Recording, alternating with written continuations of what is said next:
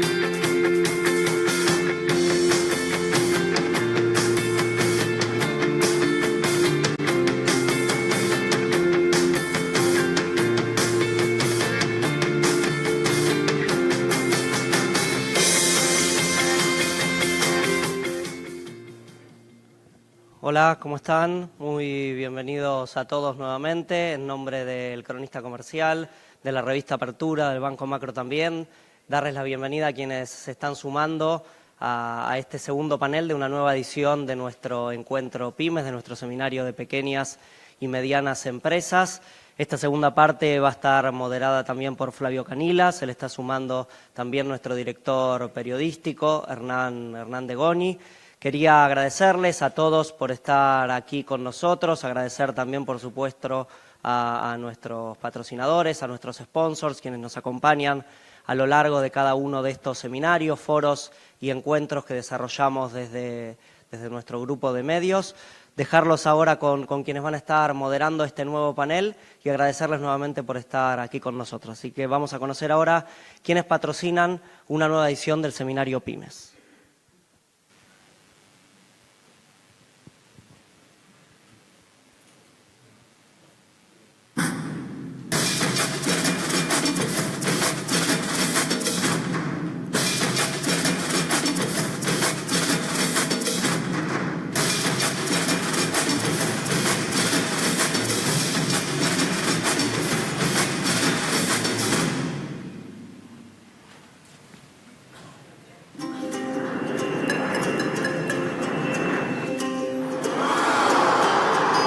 Los grandes resultados son mejores puestos en papel. Resmas Autor, papel de fibra de caña de azúcar, otra forma de hacer papel. En Provincia ART, nuestro trabajo es protegerte en el tuyo. Provincia ART, la aseguradora de riesgos del trabajo del Grupo Provincia. Bueno, otra vez muy buenos días a los que no estuvieron, pero le digo la verdad, pocas veces me llevó tanto tiempo llegar al baño entre paneles, así que muchas gracias por estar, porque están siendo muy intenso y muy grande. Tenemos un panel, yo en realidad no iba a estar acá, pero mi querido Hernán Degoni tiene un tema con la garganta, así que lo voy a estar asistiendo. Hernán, por favor. Bueno, esto es para que vean que es verdad lo que dice Flavio. La buena noticia para los expositores es que los vamos, o personalmente los voy a interrumpir poco, pero quiero agradecerle por eso a Flavio que me haya acompañado. También va a ser la moderación del panel de emprendedores. Así veo si me aguanto un poco más la garganta para el duelo final de Willy Cohen y Carlos Melconian. Por eso, bueno, nos acompañan acá 3 expositores de gran envergadura para tratar este tema. Yo trataré de irme echando un poco mis preguntas para poder llegar a todos ustedes con lo que queremos de repente poner sobre la mesa, que es ver si la tendencia de financiamiento para pymes hoy está afectada por otros factores o sigue atada a algunos de los clásicos impedimentos o tal vez resistencia de las empresas a buscar capital financiero. Flavio, vamos a presentar brevemente el panel. A mi derecha está Juan Curuchet, seguramente muchos saben que él es el presidente del Banco Provincia. Juan es abogado por la Universidad de Buenos Aires, tiene un magíster en Derecho por la Universidad de Nueva York y preside el banco desde 2016, es director de Prisma y presidente de Provincia Microempresas. A su derecha está Pablo García. Pablo es presidente del Banco de Inversión y Comercio Exterior, BICE. Es licenciado en Economía, egresado de la Universidad de Buenos Aires, tiene un máster en Economía por la Universidad Torcuato Di Tella y un Master of Arts in International Commerce and Policy por la George Mason University en Estados Unidos. Y finalmente a la derecha está Daniel Gómez, que es economista senior del Banco Mundial en la práctica de finanzas competitiva e innovación. Daniel fue asesor, entre otras cosas, de la ministra de Comercio, Industria y Turismo de Colombia y profesor de cátedra en la Facultad de Economía de la Universidad de los Andes y la Universidad Javeriana. Antes de completar el PhD que tiene, Daniel fue consultor en las prácticas políticas, competencias europeas de NERA y LECG. A los 3, bienvenidos, gracias por estar acá, es muy lindo poder estar compartiendo con Hernán. Y vamos ya, como bien decía o anticipaba Hernán, a uno de los principales temas. A ver, habíamos hablado en los paneles anteriores. El tema de financiamiento es clave para cualquier empresa, principalmente para las pymes. La Argentina tiene ese mal que las crisis recurrentes nos enseñaron a no confiar en el mediano ni en el largo plazo. Confiamos en el corto plazo. Endeudarnos nos cuesta horrores. ¿Cambió ese esquema de financiamiento? ven que las empresas están más, o las entidades financieras están más dispuestas a incentivar a los empresarios a endeudarse? Yo no sé si comparto el tono, diría que no comparto el tono un poco tanguero que hicieron la presentación ambos. Objetivamente hablando, la inversión está aumentando desde junio del año pasado, sostenidamente, creció más de un 11% el año pasado, se calcula un 13%. Por supuesto, eso es un componente heterogéneo, hay mucha construcción, pero parte de eso es PYME. Y yo tengo las imágenes en mi cabeza de mis recorridas en la provincia que hago todo el tiempo, y siempre que una fábrica me dicen, esta máquina la compramos con un crédito del Banco Provincia. Así que me parece que lo más relevante que ha sido que tuvimos un ciclo 2016 y inicio de 2017 donde había una economía fría y con problemas de rentabilidad. Llevamos varios trimestres de crecimiento y se nota porque hay un montón de sectores que están en expansión y el que no invierte va a perder market share y posibilidades frente a su competidor. Así que, por supuesto, no son saltos copernicanos, una revolución copernicana donde cambie todo 100% un día para el otro, pero es un proceso de crecimiento, se está dando. Acá se recuperó el crédito en dólares, que ha beneficiado más a grandes corporaciones que a pymes, pero que subió de 3.000 millones de dólares a 15.000 el stock de préstamos. Pymes ahí es un 20 y pico %. Pero según las estadísticas de nuestro banco, la participación de pymes en el conjunto de préstamos en pesos a empresas creció ligeramente el último año, de 45 al 47% de la torta. Así que no es un escenario de retroceso ni de estancamiento, es un escenario de crecimiento paso a paso. Creo que la pregunta lo que buscaba era ahondar sobre más que nada una tendencia, tal vez la respuesta lo refleje, porque vamos a escuchar seguramente para los emprendedores que muchos apelan al capital propio como primer paso, o sea, una vez que caminan y tal vez den 2 o 3 pasos se animan a ir a un banco. Ese es un poco lo que te preguntábamos, digo, vos lo que sentís es que ya van de primera instancia al banco y lo que buscan es, bueno, dame alternativa de financiamiento. A ver, lo que vos decís, y hablo poco, si los demás pueden hablar, lo que decís es cierto, existe, y en parte está dado porque las pymes nuestras, por la escala de la economía nacional, son pymes en serio, son pequeñas, y los balances lo reflejan, y en un criterio prevaleciente de los bancos de análisis crediticio en base a cómo te da el EBITDA de tu balance pasado, necesariamente el monto del préstamo es algo acotado en relación al capital que pone el empresario. Así que esto es un círculo. A medida, como está sucediendo, que se profundice el mercado de capitales, hay más plata a largo plazo. Después, si quieren, hablamos un poco de eso, porque se está viendo, va a ser muy relevante. Hoy hay posibilidad de que se sancione la ley de financiamiento productivo.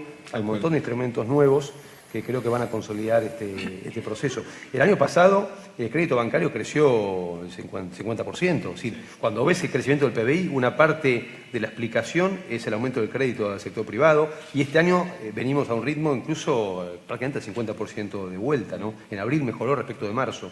Así que son cambios interesantes en paralelo a reformas institucionales, legislativas, que expresamente apuntan con una visión del Gobierno Nacional a facilitar instrumentos de crédito. Sí, Daniel, si querías aportar algo. No, yo simplemente coincido con lo que dice Juan, ¿no? Creo que los números son claros de lo que está pasando. Ahora, me parece que respecto a la decisión de tomar financiamiento o no de las empresas, hay una parte que tiene que ver con cuestiones de comportamiento y otra con la visión que tienen de la coyuntura y de las perspectivas a futuro. Lo que tiene que ver con el comportamiento, en general, las empresas, sobre todo las pequeñas, tienen aversión a financiarse. En el mundo, las estadísticas son que el 70% de la inversión se financia con propios capitales. O sea, ¿no? Es una cuestión más de comportamiento de la empresa, que eso yo creo que lo vamos a cambiar en el tiempo con educación financiera, con hacerle entender a las empresas que es bueno financiarse si uno lo hace bien estructurado y mitigando los riesgos. Y después, la otra parte que tiene que ver con la visión que tiene el empresario sobre la coyuntura y la perspectiva, nosotros lo que estamos viendo es que hay un cambio en la percepción, que claramente la demanda de créditos está funcionando, está creciendo, y la oferta en buena medida está respondiendo. O sea, si uno ve diciembre de 2015, diciembre de 2017, el crédito creció en términos reales más del 18%, y el segmento PYME en lo que tiene que ver con el financiamiento que no es hipotecario y prendario creció 24%, o sea que la tendencia es clara que está aumentando. En el caso del vice, mucho de ese crédito está destinado a exportación. Digamos, sí. O sea, ¿vos sentís que las pymes como clientas de crédito orientado al mercado externo también están animándose a ponerse más? Sí, nosotros todo lo que tiene que ver con créditos al comercio exterior, el año pasado creció más del 100% y el año anterior más del 80%, y en buena medida fue por algo que decía Juan, de que se cambiaron las normas, el Banco Central relajó buena parte de la normativa que había para financiar en dólares. Eso hizo que podamos financiar a exportadores y a empresas que de alguna manera son exportadores indirectos porque están en la cadena que genera dólares. Y después lo que empezamos a ver es que había falta de instrumentos, ¿no? El hecho de haber tenido una economía cerrada al mundo durante tanto tiempo hizo que los propios bancos hicieron una involución en términos de instrumentos. O sea, en Argentina no se podía hacer forfaiting, había muy pocas instrumentos para hacer garantías de crédito, para cubrir riesgos políticos, etcétera, y a medida que vamos poniendo esos instrumentos, de a poco se van utilizando.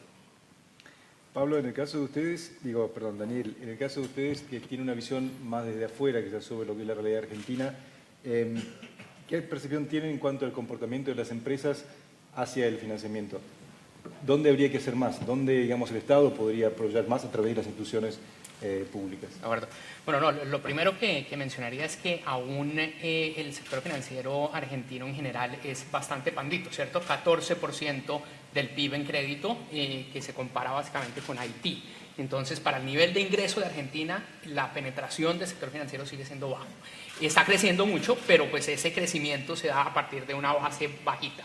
Destaco también que en el largo plazo hemos visto una volatilidad importante de políticas y de crecimiento y resultados de la economía argentina. En los últimos 60 años, una tercera parte de ese tiempo ha estado en recesión en la Argentina. En los últimos 30 años, 12 años de esos han estado en recesión. Eso es comparable únicamente con países con conflictos internos como Siria y Irak, ¿no? Entonces, digamos que nivelar, lograr romper con esa volatilidad, creo que es una de las cosas, una de las tendencias importantes que estamos viendo. Ya tenemos varios trimestres de crecimiento sostenido, crecimiento, como decía Pablo y como decía Juan, del crédito y de la demanda por crédito de las empresas, mayor demanda para mayor disponibilidad a invertir, precisamente por lo que se empieza a despejar un poco ese panorama de volatilidad de largo plazo que impedía tomar decisiones a horizontes más largos que un año o 2 años, ¿cierto? Entonces, en ese sentido creo que es muy positivo el desarrollo que se está dando, pero necesita de muchas políticas complementarias, ¿cierto? Entonces, la demanda de crédito naturalmente también responde a todo un ambiente de competitividad, a unas condiciones de competitividad que en particular afectan a las pymes mucho más que a empresas grandes, por lo que tienen mayores restricciones de todo tipo. Entonces, cualquier restricción en términos de instituciones, de marco legal, de infraestructura, de acceso a electricidad, de cumplimiento de contratos, todo eso va a afectar mucho más a pymes que a otras empresas. Hace una semana salió el Enterprise Survey del Banco Mundial, las encuestas empresariales, y tiene muchos datos interesantes. Estaba mirando que salió con relación a financiamiento, y aún el 61% de las inversiones son financiadas con fondos propios, lo cual no se compara mal con el resto de América Latina, donde es 62%. Pero lo interesante es que la cantidad de inversión financiada con fondos propios para pequeñas empresas es mucho más alta que para grandes empresas, ¿cierto? Igualmente, la cantidad de financiación a través de bancos es únicamente 23%, 17% para las pequeñas empresas. Entonces, ahí hay unas indicaciones de que se puede crecer mucho más en términos de la oferta y en términos del tipo de servicios que se le da a las pymes. Entonces, ahí seguramente habrá otra pregunta para pensar cuáles son esas restricciones, ¿no? Pero digamos que restricciones en general en términos de competitividad, de apertura, de todo este paquete de reformas para integrar a la Argentina a la economía global, creo que van a retroalimentar la demanda de crédito también, ¿cierto? Las restricciones, como dijo Pablo, en algún sentido el Banco Central ha ayudado a moderarlas. Una cosa que les pregunto a Juan, a los dos, es si el modelo de atención en las pymes de alguna manera ha ido cambiando o mejorando, ¿no? Porque también es otra pregunta que muchos se hacen, sobre todo cuando tienen que mirar a un banco público. ¿Qué mejoró del modelo de atención? Hoy pueden decirse que son más socios que despachantes de crédito, digamos, en el caso del Banco Provincia. No, hay cambios importantes. Por ejemplo, aumentó el universo de empresas parametrizadas, donde con gran ligereza el gerente de la sucursal, sin tener que remitir una carpeta a un centro zonal o a Buenos Aires o a La Plata, puede resolver la situación. Así que tenemos un stock muy grande de varias miles de empresas con hasta 5 millones de margen crediticio en forma parametrizada o automática. A su vez estamos en medio de un proceso de digitalización. Hoy ya el 90% de las carpetas con análisis crediticio tramitan en forma digital. Antes, literalmente, la carpeta de Trenquelauquen, si era más determinado monto, iba a Pehuajó, y si era Comité Mayor, iba a Buenos Aires. Eso hace unos meses dejó de ser así, queda solo un stock de aquellas que ya venían en papel. Y bueno, y todo esto va a ayudar muchísimo. Y para fin de año tenemos nuevas adicionales herramientas. Pero yo creo que hay una tensión acá. Hay una demanda de todos nosotros contra bancos y empresas de servicios, ¿no? De que somos muy impersonales. Pero por otro lado hay una demanda de celeridad. La celeridad te la da la informática y hablas con un robot. Pero por otro lado, sobre todo una empresa necesita que la escuchen y que le hagas algo a medida. Entonces, el desafío creo que es manejarse en los dos mundos. Por un lado, quizá más asociado a capital de trabajo, a corto plazo, ser expeditivo y tener parámetros claros, que además el empresario lo conozca. Y por otro lado, más en el terreno de la inversión, tener más ductilidad. Pablo, en el caso del vice. Sí, nosotros somos un banco bastante distinto que el resto de los bancos porque no somos transaccionales, o sea, no tenemos cuentas, tarjetas, etcétera. Somos un banco muy de nicho, solo financiamos inversión y comercio exterior, o sea, somos algo así como la banca corporativa de un banco normal. Y por la naturaleza que tenemos, lo que hemos empezado a hacer es hacer productos a medida.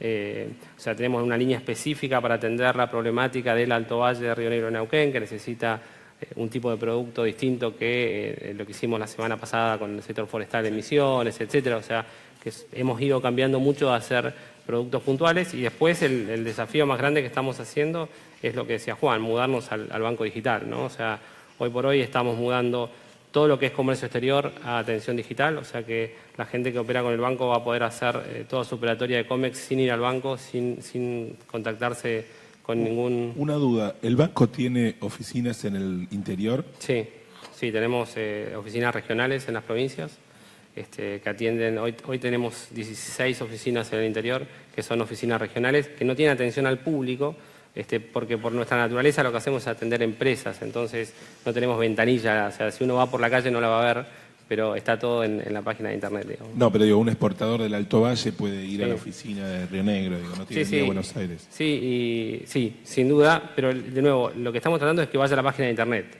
¿sí? Nosotros el 80% de las operaciones que hicimos el año pasado fueron en el interior. Y lo hicimos en muchos lugares donde no tenemos oficinas, ¿sí?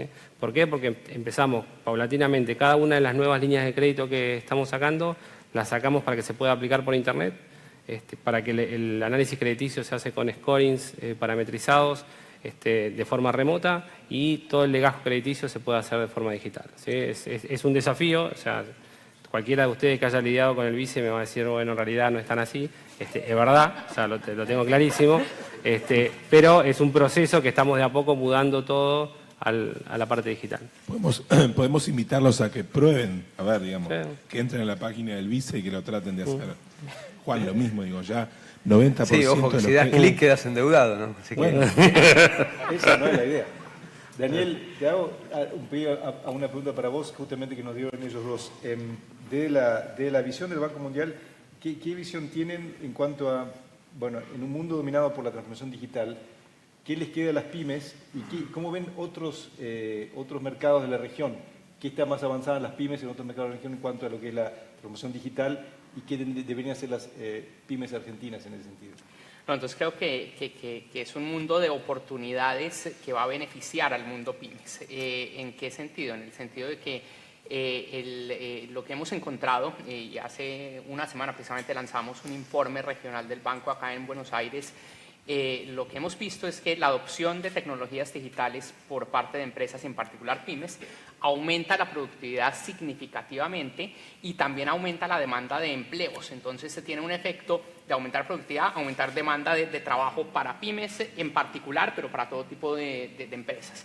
Entonces, creo que las tecnologías digitales y la adopción de tecnologías digitales por parte de pymes va a permitir competir de tú a tú con empresas grandes en muchos nichos de mercado interesantes, va a reducir los costos de transacción, va a permitir llegar a muchos más clientes mucho más rápido, va a permitir expandir, extender la producción. Entonces, creo que son oportunidades súper interesantes a nivel individual y también a nivel de país. Creo que va a ser en la medida en que se adopten tecnologías digitales, va a permitir crecer en productividad y conservar el ritmo de crecimiento actual. Juan, ¿cómo están de fondeo? Considerando que los créditos están aumentando a un ritmo mucho más rápido que los depósitos, como dijiste vos hace un momento. Sí, es un desafío muy importante. Por definición, la consolidación del plan económico, la consistente reducción del déficit fiscal, la lucha contra la inflación, lleva a condiciones por las cuales el ahorrista va a tender, como está sucediendo, porque también aumentaron los depósitos, acá hay una diferencia de ritmo, pero Exacto. también aumentaron, a tener más plata en los bancos. Cuando Daniel menciona el ejemplo de Haití, que no nos pone muy contentos, pero ¿qué significa eso? Que la plata que está en los bancos en Argentina es el dinero transaccional, es el dinero que todos nosotros o las empresas tenemos para pagar servicios, sueldos los próximos 30 días. Y el ahorro se canalizó históricamente en moneda fuerte o en ladrillo, ¿no? Cuando ves cualquier país que pasó por ciclo de estabilización, a lo largo de los siguientes años, el comportamiento de la gente cambia mucho, empieza a ahorrarse moneda local, lo cual pasa a ser muy sano, se canaliza a través de los bancos y eso te da más perspectivas. Pero aún antes de llegar a esto, es interesante lo que está pasando en el mercado de capitales. Por ejemplo, el Banco de la Provincia, el jueves pasado, bueno, esto lo reflejó muy bien el cronista, tomó 6.000 millones de pesos del mercado, una buena parte de eso a 4 años. Entonces, y estamos todos los bancos de cierto porte activos en eso, algunos incluso en el mercado internacional. Entonces, la hoja de balance de un banco crecientemente ya no va a ser plazo fijo y caja de ahorro y eso es todo. Cada vez más va a haber una parte tomada del mercado de capitales y hoy, si avanzamos también normativamente con algunos instrumentos, con que la ley de mercado de capitales o de financiamiento productivo adopta, consolida mucho ese proceso y eso va a ser muy, muy sano. Porque si no tenemos este descalce, donde tomamos un plazo promedio, un plazo fijo de un sistema hasta 43 días y le prestás a 5 años a una empresa. Bueno, ahora va a ser un mix y vamos a arbitrar mucho mejor esos riesgos y vamos a poder arrimarnos en plazos. Hasta ahora lo que ha pasado los últimos 2 años, que los bancos públicos fuimos más audaces, quizás porque teníamos mucha más convicción en el rumbo de la política económica, ¿no? por la propia orientación de Mauricio Macri y de María Eugenia Vidal, y hemos tratado consistentemente de estirar plazo, pero cuando ve la banca privada ha venido de atrás. Pero ese es el proceso que se viene, y saben mucho los que están acá, que el plazo no solo es relevante en sí mismo, sino porque además la cuota mensual te baja, entonces te ganas mucho en accesibilidad. Así que creo que ese ciclo que ya se está desplegando, que se está consolidando, es de gran importancia para expandir el crédito a nivel de pymes. Tenemos que cerrar, podría hacer un montón de preguntas, pero vamos a solo tener tiempo para una o quizá dos. Para ustedes dos, quizá una pregunta que llegó del auditorio. Si se piensa implementar una línea de financiamiento para inversiones de mediano plazo, por ejemplo en parques industriales, para obras de infraestructura. ¿Querés empezar vos? Sí, nosotros la tenemos, o sea, buena la pregunta. Nosotros nosotros lo único que prestamos es a mediano y largo plazo, ¿sí? O sea, como nosotros financiamos inversión, el préstamo promedio nuestro es a 6 años y prestamos hasta 15 años en pesos, hasta 10 años en dólares, con lo cual, respecto al plazo, es a lo que nos dedicamos y tratamos de cubrir el descalce que decía Juan, yendo al mercado de capitales y financiándolos en el exterior con con los organismos multilaterales de crédito y pronto, en el próximo semestre, emitiendo un bono internacional. Y en lo que se refiere a parques industriales, nosotros, una parte importante de nuestra cartera lo que hace es financiar empresas que se mudan a parques. Estamos trabajando fuerte en eso, o sea, en todo lo que tiene que ver con mudanza a parques industriales, y después también financiamos inversiones en parques públicos en algunos casos. Financiamos el Parque de Mar del Plata, el Parque de San Nicolás, que tiene todo un proceso interno dentro de la provincia. Juan lo conoce mejor que yo, de la cesión de la coparticipación y demás. Y también financiamos parques privados, ¿sí? O sea que eso es algo que hoy hacemos. No, es un tema muy importante. Tuvimos una línea el año pasado para ese destino y estamos diseñando, en diálogo con el Ministerio de Producción de la provincia y las autoridades nacionales, los términos de una línea este año. Además, el Banco de la Provincia expandió su presencia adentro de los parques industriales. El año pasado inauguramos 6 posiciones o locales adentro de los parques y tenemos un programa para ir hasta 22. Hoy estamos en unos 15 lugares ya. Así que es parte de la concepción de dónde tenemos que estar para estar más cerca del empresario. Hernán, ¿quieres hacer una más? No, quería preguntarle sobre esto, si el Banco Provincia hoy ha expandido también sus horizontes a empresas de otros puntos del país, o todavía únicamente están activos con las empresas bonaerenses. No, de antes ya el banco a nivel de empresas presta fuera del territorio bonaerense, pero en general tiene que tener cierta escala. Es decir, una pyme de Jujuy no la podemos conocer. Si viene el Edesma y tiene operación acá en la provincia más Jujuy, bueno, sabemos. Entonces, eso tiende a favorecer a empresas agropecuarias cercanas al perímetro bonaerense, digamos, sur de Córdoba, Santa Fe, el este de La Pampa, que eso hay algo, porque tanto te va a dar un mandato para ejecutar una deuda en General Hacha. Pasa. Y después empresas de cierto porte y comercio exterior también, que nos interesa mucho. Pero no hay una decisión de ser un banco líder en el interior del país, porque todavía tenemos muchas localidades para aumentar nuestra capilaridad o nuestro grado de concentración, ¿no? Bueno, tenemos que cerrar. Una pregunta bien breve, si puede ser, porque nos da pie al próximo panel. ¿Qué posibilidad de financiamiento a emprendedores y empresas recién constituidas de menos de 2 años están teniendo en cuenta para este año, si es que lo tienen? A ver, Pablo, arranca vos. Sí, dale. Nosotros ese tipo de empresas las atendemos a través de lo que se llama el FONSE, es un fideicomiso que se creó a través de la Ley de Emprendedores, que administramos en el banco, y ahí lo que hacemos es private equity, apoyamos con una parte de ANRs y Capital Semilla, y después tenemos una línea que es el primer crédito PYME, que es el paso siguiente, que una vez que la empresa se constituye, tiene un mínimo track record, las atendemos con ese tipo de instrumentos. Y después lo que estamos haciendo mucho es, y que los aliento a que tal vez no es para pymes recién constituida, pero creo que es importante decirlo, es todo el tema de las ON pymes, ¿sí? O ON simplificadas, que son que las empresas pymes puedan ir al mercado de capitales con las garantías de las SGR. Nosotros estamos siendo un inversor recurrente en ese tipo de operaciones. Hemos entrado en todas las ONs ONs pymes que se han emitido, y en muchos casos hacemos de underwriter, o sea, donde lo que hacemos es que le decimos a la ON vayan, que nosotros le vamos a comprar mínimo el 50-60% de la emisión, y eso hace que el resto del mercado acompañe. El banco hoy no tiene una línea específica de microemprendedores, pero sí tiene de microcrédito en el sentido tradicional. Tenemos 35.000 clientes y un plan para expandirnos a 50.000 a lo largo de este año, que también es una parte bastante dinámica de la economía, que las más de las veces no se sienten invitados a entrar a un banco, piensan que no es para ellos, que no lo van a recibir. Así que es otro diseño de atención, pero muy, muy importante. Es un concepto ya más de inclusión financiera, ¿no es cierto? Sí. Y es muy satisfactorio cuando ves que alguien ya va por el 6º préstamo, empezó por 6.000 pesos, hoy tiene 80.000 y dio trabajo a un vecino. Bueno. Y Daniel, para cerrar, la visión del Banco Mundial sobre lo que es el ecosistema emprendedor argentino, porque se habla mucho que la Argentina tiene un talento tremendo para aprovechar, pero también tenemos que ponernos en una esfera también regional.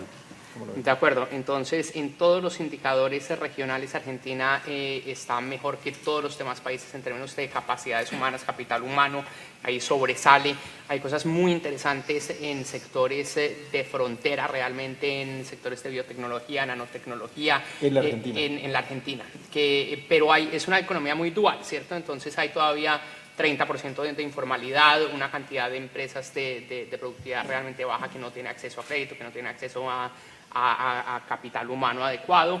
Hay otras muy buenas, muy de frontera, exportando y haciendo cosas muy interesantes. Entonces creo que ahí el mensaje, y lo vinculo un poco con la pregunta sobre los parques industriales, eso es interesante, es cómo hacer para poner a trabajar en conjunto la parte financiera, bancos, sector financiero, los emprendedores, el sector público en general, el sector privado, las grandes empresas. Entonces, parte de pensar en términos de ecosistemas innovadores es pensar en cómo mejorar la interconexión y la comunicación, el flujo de información entre el sector académico, la investigación, los nuevos emprendedores, los bancos y el sector público. Me parece bárbaro, creo que pudimos tocar casi todos los temas, nos quedaban como 5 preguntas pendientes, pero quizás la podemos usar en otro panel, en otra oportunidad. Hernán, ¿cómo va tu garganta? Gracias a los tres por habernos acompañado, a ustedes por haber soportado un poquito esta voz, a los tres también. Pero bueno, me sumo a lo que decía Flavio, creo que el pantallazo lo hemos podido lograr. Y me alienta saber que la digitalización también llega para productos pymes, porque es algo que uno a veces cree que es solamente el crédito de consumo o la competencia con los bancos digitales, pero que ya 90% de los créditos del Banco Provincia y 80% del BICE se hagan digitales, creo que es un gran título. Gracias a los tres por habernos acompañado. Muchas gracias.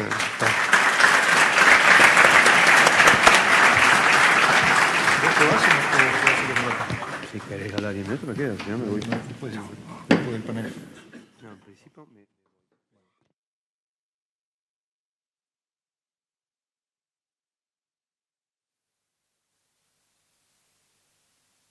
Panel que es justamente el pie que nos dimos recién, emprendedores. A ver, todo pyme, me imagino que se considera también como emprendedor, como decimos en la apertura, todos somos emprendedores, desde la pyme más chica hasta la empresa más grande. Y con eso quisiera dar pie, estoy mirando para allá porque no sé por qué hay tanto movimiento ahí, pero no importa, quisiera dar pie a nuestro próximo panel, a los emprendedores que están viviendo esto en primera persona. Y los invito, por favor, Gastón Greco, de Posco, Federico Manzuoli de Guapaletas, Augusto Mustafa de Elephants y la última lady nuestra, Michelle Miquelarena de Patagonia Candles. Bienvenido a los cuatro. Realmente creo que es un panel de emprendedores de lujo. Casi. A este señor lo vi la última vez, la semana pasada, cuando tenía mucho más pelo, por eso estoy un poco desconcertado, pero bueno. Como decía, un panel de lujo porque son cuatro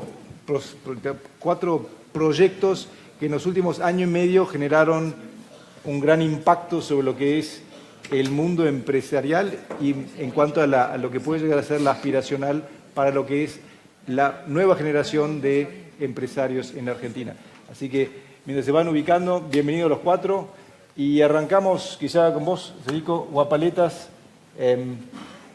¿Cómo se les ocurrió la idea? A ver, el helado con palito es algo que me acostumbraba a tener yo cuando era, hace 52 años atrás, mi primer helado. Volvió y con muchas ganas. ¿De dónde vino la idea? Bueno, la idea surge de ver un poco lo que estaba pasando en Brasil, que se estaba dando esto del helado artesanal, esta nueva forma de consumir helado artesanal en un formato distinto. Y vimos que había una oportunidad de negocio en Argentina, si bien se presentaba como un mercado bastante saturado, entendíamos que como había mucha gente haciendo lo mismo, hacer algo distinto y hacer algo disruptivo con un producto tan arraigado en la Argentina, entendíamos que teníamos una buena oportunidad y bueno, lo primero que hicimos fue formarnos, porque no veníamos del helado, cada uno venía de actividades distintas y bueno, hicimos nuestro plan de negocios y ahí empezamos con Guapaletas, que hoy ya transitó 2 años y medio, tenemos ahí más de 100 en el equipo. Augusto, en el caso voy saltando, si movemos un poco, no siempre tan aburrido. En el caso de ustedes, Leo, ¿vos tenés puestos los pantalones o no los tenés puestos? Sí. Bueno, cortados los tenés. ¿Se escucha? No. No se escucha. No. A ver, habla con ese. Hola. ¿Cuál ¿Va? será? ¿Se escucha bien? Ahí está, Ahí buenísimo. estamos. Bueno, antes que nada, buen día, gracias por la invitación. ¿Cómo surge Elephants? Surge con pantalones escoceses cuadriculados, de una idea de que yo de chico tuve la suerte de viajar al exterior y conocer pijamas y me parecían muy divertidos, muy distintos a lo que veía acá. Siempre tuve una forma alternativa de vestirme. Me compraba pijamas y salía a bailar con mis amigos en pijamas y mucha gente me criticaba por cómo estaba vestido. Y dije, ¿por qué no hacerlos? Arranqué con, digamos, 10.000 pesos que tenía ahorrados en el 2012 y una reinversión constante, amigos de mis amigos. Las redes sociales a mí me ayudaron muchísimo. En ese momento recién existían y soy un poco de esa generación y me ayudó mucho a darme a conocer. Y al día de hoy, digamos, después de 5 años de experiencia, ya contamos con toda una línea de indumentaria. Por eso no estoy con los pantalones puestos, porque estamos haciendo de todo, desde jeans, traje de baños, vestidos, y también un poco porque nuestro negocio se expandió, abrimos locales, y esos locales también hay que llenarlos con, digamos, con más de un producto, ¿no? O sea, uno cuando va transitando por este camino se da cuenta de que no va a poder subsistir con un solo producto, en nuestro caso con un monoproducto, sino que también hay que darles herramientas a las personas para que sepan cómo usar ese producto. Nosotros hicimos remeras para que lo usen con los pantalones, empezamos a hacer gorritas y a poquito también empezar a mostrarles, bueno, si te gusta nuestra marca, que es lo que nosotros queremos, también hacemos otros productos alternativos al pantalón que están buenísimos. Y además de convertirlo también un poco con el lifestyle, que nosotros, digamos, la parte digital, le damos mucha importancia al contenido, a los viajes, a las experiencias. La verdad que es una marca que queremos que siga creciendo de la mejor manera posible y que la gente la adopte como una marca de buena calidad y de un estilo de vida que es el que nosotros llevamos así, digamos, informal, descontracturado, pero con los cimientos bien fuertes. Michelle, en el caso de Patagonia Candles, ¿cómo fue la historia? En nuestro caso, Alejandro, mi socio y hermano, estaba haciendo una pasantía en Londres y donde él tomaba el subte, el underground, había como una galería comercial y había una tienda que vendía velas aromáticas, inciensos, productos aromáticos y que era una cadena que estaba en todo el Reino Unido. Entonces, cuando vuelve a vivir a Argentina y no quería trabajar en relación de dependencia, ya venía con esa idea, nos convoca, vino con una carpetita con toda la información de la franquicia de esta cadena y nos convoca a 2 hermanos para que pongamos la plata para esa franquicia. Él volvía endeudado, sin un cobre de su pasantía en Londres y la franquicia costaba 60.000 pounds o $100.000 en ese momento. Nosotros 2 trabajábamos, pero teníamos 10.000 pesos ahorrados, creo. Y bueno, nada, primero nos frustramos y después dijimos, hagámoslo nosotros, tenemos $20.000, hagámoslo. Y alquilamos un local de 25 metros cuadrados, Juncalia Escuena, en Barrio Norte, pintamos, pusimos los muebles, compramos velas a proveedores locales, a importadores, en ese momento había importación. Y bueno, él se paró atrás del mostrador y empezó a atender a las señoras del barrio a vender velas y ese local se autofinanció y pudo pagar el alquiler del mes siguiente. Ya vamos a llegar a eso, pero Gastón, primero vos, así terminamos un poquito el origen de las cosas. Zapatillas, sí. Posco. Sí, así es. En mi caso, yo vine del Chaco a estudiar arquitectura a Buenos Aires y en paralelo a la carrera en Ciudad Universitaria, yo venía de un viejo emprendedor en el Chaco que era un loco aventurero y se ve que me faltaba eso en Buenos Aires, ¿no? Esa locura que tenía con mi viejo. ¿En Buenos Aires te faltaba locura? Me faltaba locura en Buenos Aires, sí. En Chaco tenía mucha más locura que la que tenía acá, porque estaba muy cómodo, estaba estudiando. Y un día llego a mi casa y encuentro un zapato, veía que había un nicho de mercado en lo que era del calzado deportivo al zapato de vestir, ¿no? Y como que había un nicho que se estaba formando. Y agarré en la cocina y empecé con un cuchillo y lo desarmé, ¿no? Y ahí empecé un camino súper aventurero, sin capital, sin contactos, sin experiencia en Buenos Aires, de ir a todos lados, ¿no? Desde ese día que arranqué, creo que hace 8 años, hasta hoy, no recuerdo un día que no haya pensado en cómo poder hacer crecer mi negocio, ¿no?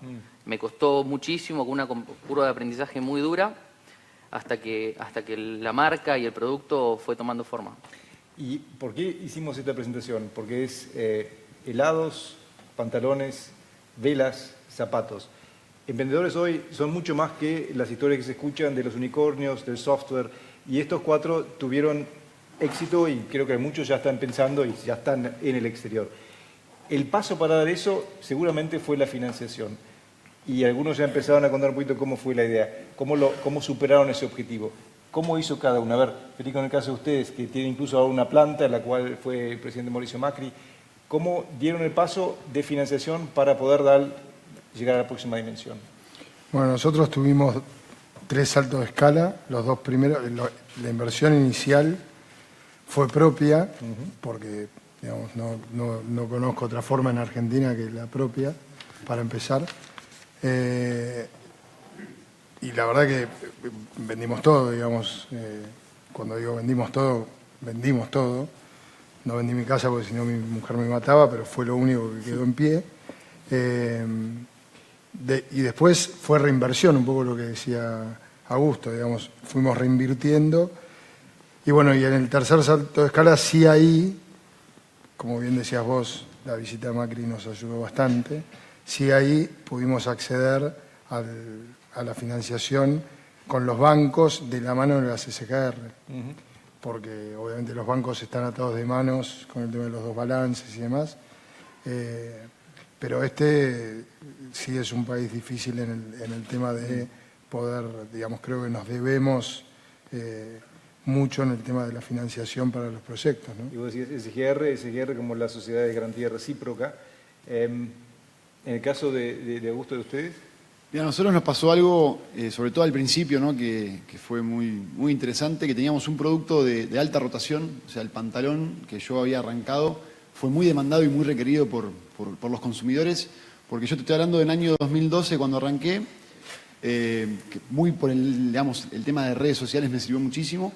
En el año 2013 yo justo enganché que una de las telenovelas del momento, que era nueva, digamos, volví a Cris Morena a la televisión, yo di productos a muchos de los chicos que en ese momento no eran conocidos y me ayudaban mucho las redes para todo esto, ¿no? Entonces era producto que yo vendía, producto que reinvertía constantemente, un producto que en ese momento era barato, mano de obra barata, tenía una rentabilidad interesante y una rotación muy alta. Entonces, digamos, los 2 primeros años fue autogenerar con lo mismo que... ¿Nunca pensaron en tomar un crédito? Al principio no, no lo necesitaba, o sea, después sí, después el cambio fue mutando cuando empezamos a desarrollar nuevos productos. O sea, era, bueno, le tengo que sacar un poco de la plata que hago en pantalones, que yo sé que el pantalón lo vendo inmediatamente, para apostar a una remera, que no sé si la remera la voy a vender, pero yo sé que a largo plazo es lo que necesito hacer, porque si no, digamos, yo podía saturar todos los pantalones, cerrar la persiana y el día que los pantalones se dejen de vender y hacer otra cosa, pero no era mi objetivo era convertir una marca de ropa.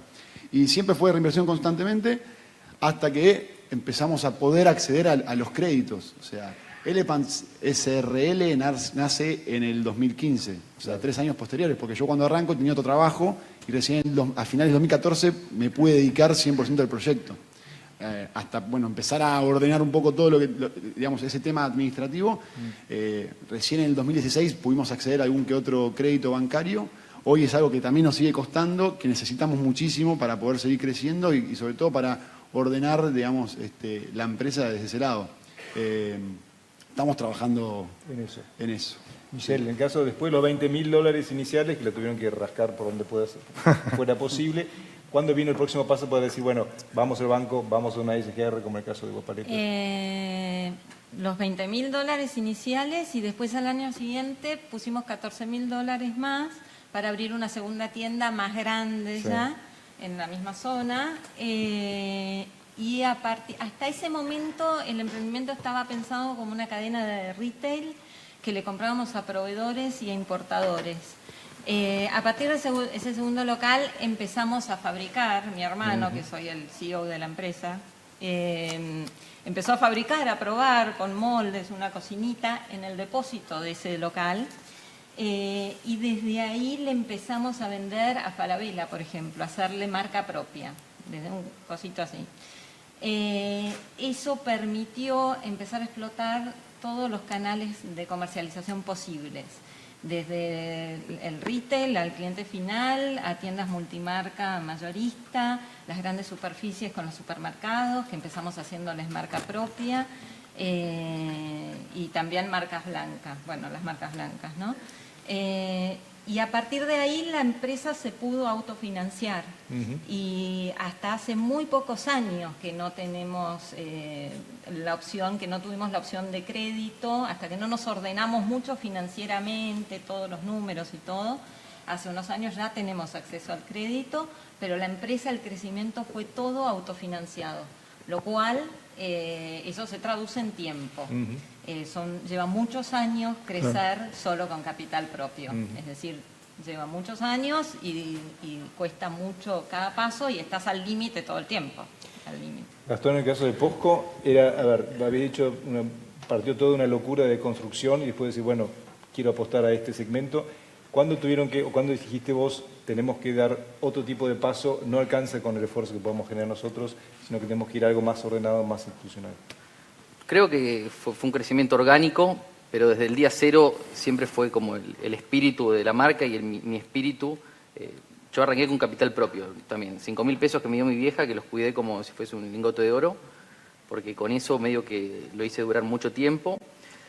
Y fui a ver a mis proveedores. Yo crecí en base al plazo que me dieron mis proveedores, ¿no? También tenía 20 años, me veían muy perdido y también son los mismos proveedores que hoy sigo manteniendo, ¿no? Entonces creo que mis proveedores me dieron plazo, eso me ayudó a crecer muchísimo, y después autoridad en gastos al 100%, toda la energía puesta en producto, y así fabricaba, los fines de semana tenía un bolsito y salía a vender a los padres de mis amigos. ¿Acercarse al banco no era una opción porque era muy complejo, porque era muy difícil o porque era muy formal? En mi caso no había ni un plan de negocios, era todo el caso que te explican cómo hay que hacerlo. Bueno, el mío era 100% distinto, al revés a lo que había que hacer.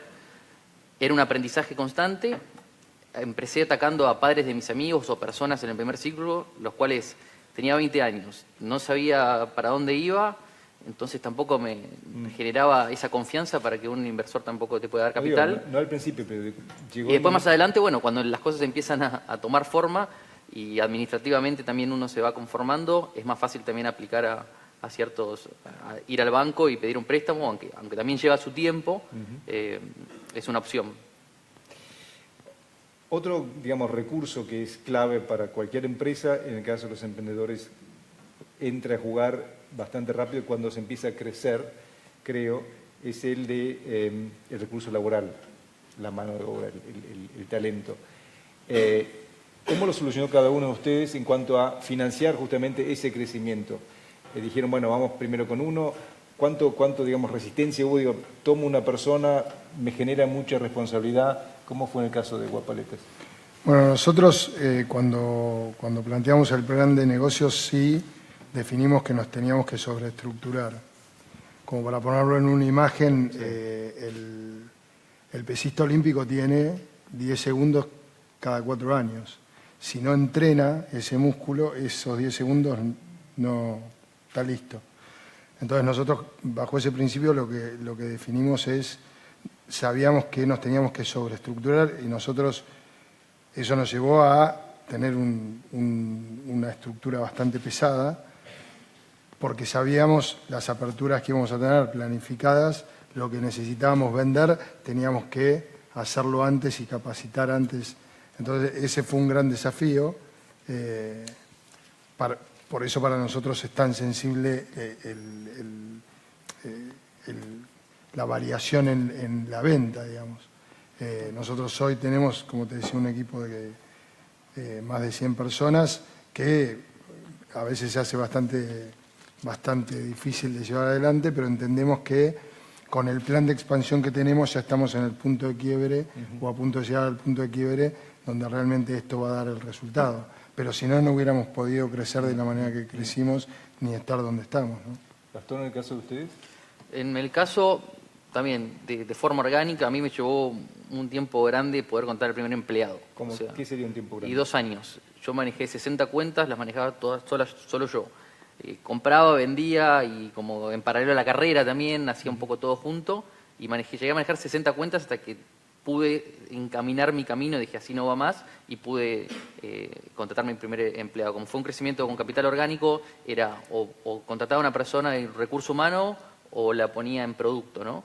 Y siempre la apuesta fue, bueno, vamos a crecer en producto, vamos a mejorar esto que estamos haciendo, agreguemos valor desde ese lado para luego empezar a construir la empresa y armar el equipo, ¿no? Hoy somos alrededor de 18, pero bueno, el equipo fue creciendo así de forma orgánica y siempre que crecimos la empresa, fuimos creciendo con el equipo. Michelle, veo tus ojos un poco perdidos en el tiempo, mirando para atrás. Sí, Me imagino revisando. que recordás cuándo fue la primera vez que dijimos, bueno, vamos, necesitamos manos, necesitamos ayuda. Bueno, como te dije, empezamos fabricando mi hermano y después un ayudante en el depósito del segundo local. Nosotros siempre crecimos en estructura contra demanda. Primero salíamos a vender y después con eso vendido volvíamos y decíamos, ay, a ver cómo lo hacemos ahora. Y empezábamos a tomar gente. Los primeros chicos que empezaron a trabajar con nosotros en un taller que armamos en Palermo venían de la bolsa de trabajo de la iglesia de San Nicolás. Es decir, no era que poníamos un aviso, pedíamos cosas excluyentes. No, nada. Agarrábamos y con eso íbamos armando. Hoy tenemos 100 personas y ya hace unos años estamos trabajando mucho más en pedir cosas que son excluyentes en la gente que tomamos. Augusto, en el caso de Elephant. Mira, en mi caso, bueno, arranqué solo, mi familia me acompañó siempre. Yo tengo 6 hermanas mujeres, así que me ayudaron mucho. Wow. Mi mamá también, mi papá también, todos me han acompañado, sobre todo en el primer año, que fue el año que estuve solo. Y después, lo más divertido de todo fue sentarme y pensar, bueno, ¿qué de todo lo que hago es lo que menos me gusta? Ese fue mi análisis, es decir, o sea, yo pensaba esto como un equipo. Yo siempre jugué al rugby toda mi vida y hay un jugador para cada posición. O sea, si a mí me ponen de otra posición, no voy a rendir de la misma manera que la posición que a mí me gusta jugar. Y acá era un poco lo mismo. Entonces, empecé a diagramar, bueno, qué cosas me dan fiaca hacer o no me gustan, y las empecé a notar. Y me di cuenta que la primera era ir al 11, comprar la tela y llevarla al taller. Entonces ahí conseguíamos una diseñadora que se dedicara a eso. Después, con a futuro, la idea de que ella empezara a diseñar nuestras propias telas, que fue algo que al poco tiempo lo pudimos hacer. Pero siempre ir en esas cosas, ¿no? Después nosotros, el tema de las redes sociales creció tan rápido y recibíamos tantos mensajes que era difícil responderlos, que era difícil de seguimiento, subir la foto y demás, porque yo arranqué por ahí, mi venta directa era las redes y mi casa, mi showroom en la casa de mis viejos. Y ahí, bueno, contraté a un amigo diseñador gráfico que se dedicaba a subir el contenido, generar el contenido, y así con todos, digamos, lo que fue la primer camada de Elephants. Lo mismo nos pasó con el online, la venta online. Nosotros teníamos productos en la página, esto lo cuento porque es muy divertido, y teníamos, por ejemplo, no sé, estos 2 productos, y resulta que la gente compraba esto y yo no tenía esto, entonces le mandábamos esto, y era un papelón. Así nos pasó, viste, que decíamos, bueno, vamos a parar a cualquier lado. Pero era tanto el crecimiento de la demanda que teníamos que el orden era algo impensado en cuanto a la expansión y el crecimiento que tuvimos tan rápido. Así que bueno, ahí frenamos un poco la pelota y empezamos a reorganizarlo. En el 2015 sumo un socio, que digamos el gerente general, para hacerse cargo un poco de todo este crecimiento, y él venía a traer justamente más experiencia porque venía a trabajar en una empresa que le había pasado un poco lo mismo, y eso sumó mucho al armado del equipo, que en el 2015 pasamos a ser 5 a ser 35 a fin de año, 2016 llegamos a ser 70 personas y la verdad que fue algo como muy rápido todo, con apertura de locales en el medio, con franquicias. Recién este año nos sentamos un poco a digerir todo lo que hemos vivido en este poco tiempo porque pasó todo muy rápido. Estamos ordenándolo, yo estoy haciendo giras por todo el interior justamente a visitar clientes, a abrir nuevos puntos de venta, siempre activos, buscando las cosas. Dijiste, ¿no?, una cosa y ahí tenemos que cerrar. Pasa muy rápido, pasó muy rapidísimo este panel. Una recomendación que podría hacer cada uno de ustedes a un emprendedor. ¿Qué le recomendarían? Una cosa. Empezamos. Hacer un buen plan de negocios, estudiar de lo que uno va a emprender, pero hacer un buen plan de negocios y ser bastante celoso de seguirlo, ir validándolo, digamos, lo que uno plantea en la hipótesis, validarlo en lo real y poder corregir, porque si no la organización y el ecosistema que uno arma puede llegar a sufrir y no es la idea, pero sí eso. Michelle. Nosotros recomendaríamos pensar en el mediano y en el largo plazo. No hay resultados inmediatos, por lo menos no en nuestro negocio. Y la otra recomendación es ser austeros. La austeridad de los socios es algo que después se traduce en una cultura de empresa que baja al resto de los colaboradores.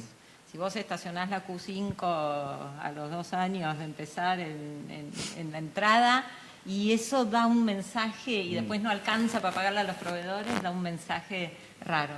Así que yo ando con el Honda Fit. ¿Vos andás con Honda Fit o No, yo con la Fiorino todavía, ¿no? Pero ese es mi espíritu. A mí la relación con mi equipo también sí es primordial, pero yo creo que la clave es encontrar la pasión. La pasión en lo que uno hace creo que es la que te tira para adelante y para poder la que te ayuda a superar los obstáculos que uno viene en el día a día, ¿no? Yo tengo mucha pasión por lo que hago, más allá de eso. Yo puedo no comer, no tomar agua, pasan 15 horas al día, estoy laburando y vivo en mi burbuja, en mi locura, con el objetivo de sacar adelante mi sueño, ¿no? Entonces yo creo que la pasión es la que me ayudó a superar todos los obstáculos, que es lo que tiene el emprendedor día a día. Y el emprendedor está completamente soñando todo el tiempo, ¿no? Y tiene que ser muy fuerte para no caer, sino deprimirse en todas esas locuras que van pasando, ¿no? Así yo creo que la clave es, en un principio, es hacer lo que uno le apasiona y llevarlo para adelante. Y la última para vos. En mi caso sería creer en lo que uno hace y salir a venderlo. O sea, si yo no lo vendo, es muy difícil vos tengas algo que yo haga. Creo que todos los que estamos acá somos grandes consumidores de nuestras propias marcas, que es lo primordial, y confiar en tu idea y creérsela. O sea, yo siempre insisto de que la gente que viene con duda, yo no le creo, porque justamente está dudando. Cuando venís confiado, che, mira, yo hago esto, quiero esto, yo apuesto en vos porque lo sentís, lo vivís, ¿me entendés? Y eso para mí es fundamental. Creo que locura, pasión y creer en lo propio es lo que irradió todo este panel, porque no voló una mosca ahí. No se escuchó una palabra. Así que le digo a los 4, muchas gracias por este breve paso por lo que tenemos.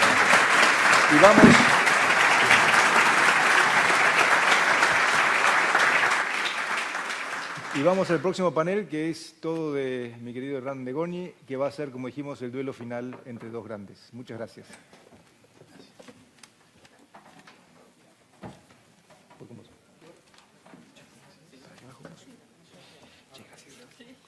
Espérame un minuto.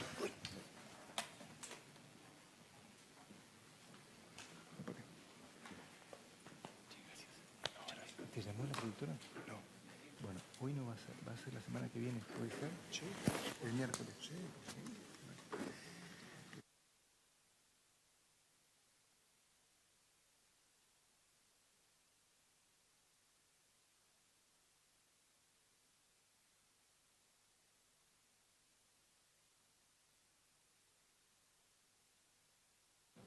No, ahora con un poquito más de voz, espero, voy a pedir que me acompañen a los últimos expositores de nuestro seminario de hoy. Creo que no necesitan mucha presentación, ya están aquí sentados con nosotros. Les pido ahora sí que nos acompañen a Carlos Melconian y a Guillermo Cohn. Recíbanlos con un aplauso. Muy bien. Bueno, me siento acá. Buen día. ¿Qué haces? Bueno. Buenos días para todos. Se escucha bien, ¿no? Buen día. Perfecto. Por suerte para mí, ustedes hablan más que yo, y eso va a ser un factor importante, pero voy a tratar de contenerlos un poquito para que no nos vayamos de horario. Pero vos después escribís, así que sos más peligroso que nosotros. Bueno, eso dice Carlos, que cuando está el tape ahora es fundamental, porque ahora queda todo grabado. Igual, es fundamental, pero más o menos, porque el otro día tuve una curiosidad de esto.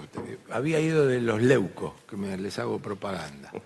Y resulta que, bueno, yo ahora estoy diciendo esto y esto y esto, pero seguro que mañana vas a ver que ponen Melconian dijo tal cosa y dice Leuco, yo estaba de espalda y dice, no, mañana no, te lo están poniendo ahora. Y miré y ya el copete decía otra cosa de los Leucos, que es gente, digamos, que no fui ahí para que me liquidaran. Es la famosa patria socalera, ¿no? La que hace los zócalos. Imposible, ya tiré la toalla ahí, así que... Vas a ver de esto mismo lo que va a salir, seguro. Vamos a decir, 40 minutos, media hora, una hora, algo, y va a salir el título, fulano dijo tal cosa, así que ya, estoy entregado. Bueno, Carlos, yo hoy necesito sumarme al plan perdurar, por lo menos por los próximos 45 eso sí, minutos. Eso sí. Vos lo instalaste y la primera pregunta que te voy a hacer es, ¿crees que está funcionando? Hablamos de lo que denominás como... Primero, primero vamos a explicarlo. Es un triángulo, tiene 3 vértices, todos complementarios. No es que 2 funcionan, uno no y sale airoso igual, se dificulta. Voy a hacer una síntesis muy rápida. El primer vértice es el de la política. El de la política necesita, casi digo, que no aparezca nada enfrente, en términos políticos. Yo he dicho que de repente para la estrategia política oficial, electoral, que se pinche Cristina es un problema, la necesidad de que aparezca un voluntario a lo Masachesi, o sea, la necesidad de que enfrente no aparezca nada con sus imponderables. El imponderable que jugó a favor la semana pasada fue la intervención en el PJ. Ese es un imponderable que es como si el referee te dijera, tirate que te cobro penal. Te tirás, caes fuera del área y dan penal igual. Entonces, ese es el vértice de la política. Después está el vértice de ingreso menos gasto, da hace 2 años neto 30.000 millones de dólares, aunque parte de eso es en pesos. Y eso va a ser, aunque se cumplan las metas fiscales, este año, el que viene y por lo menos el 2020. Quiere decir que el día 30 de cada mes vos tenés que tener la parte proporcional, digamos, de los 30.000 por año, porque está muy lindo un vértice, está muy lindo el otro que todavía no comenté, pero acá que estén los 30. Y el tercer vértice es que, aunque desde la política te ayuden y aunque consigas los 30, un mínimo de cosas para mostrar, llamado agenda, pretensión, aspiración u obligación, tiene que ocurrir. A saber, bueno, la economía no se puede quedar. O sea, el plan perdurar, para que funcione, si no aparece nada enfrente y conseguís los 30, changüí para ir a 0 no tiene. Podemos discutir si la sequía te cuesta 1, si da 2 y pico, si terminamos bien el año, si se desacelera, si la meseta, si autos, motos, cemento, energía renovable, autos, motos, energía, cemento, autos, motos, podemos discutir todo eso porque 3/4 parte anda así y ese pedazo anda muy bien, pero da 2 y pico. B, la inflación tiene que seguir cayendo, no va a dar 15. Pelea contra el 20, que es muy difícil, pero tiene que dar menos de 25 y menos de eso el año que viene. Después tengo un comentario para hacer ahí, pero digamos, se posterga el dígito. El plan de estabilización posterior al plan perdurar es del segundo mandato.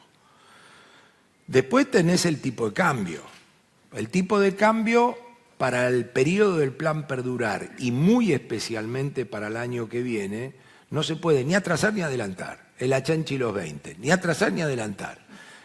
La tentación por atrasarlo va a estar. Y el adelantamiento muestra que, más allá de todos los esfuerzos, todavía Argentina tiene pass-through. Si te adelantas mucho, van los precios. Ejemplo, enero, febrero y marzo.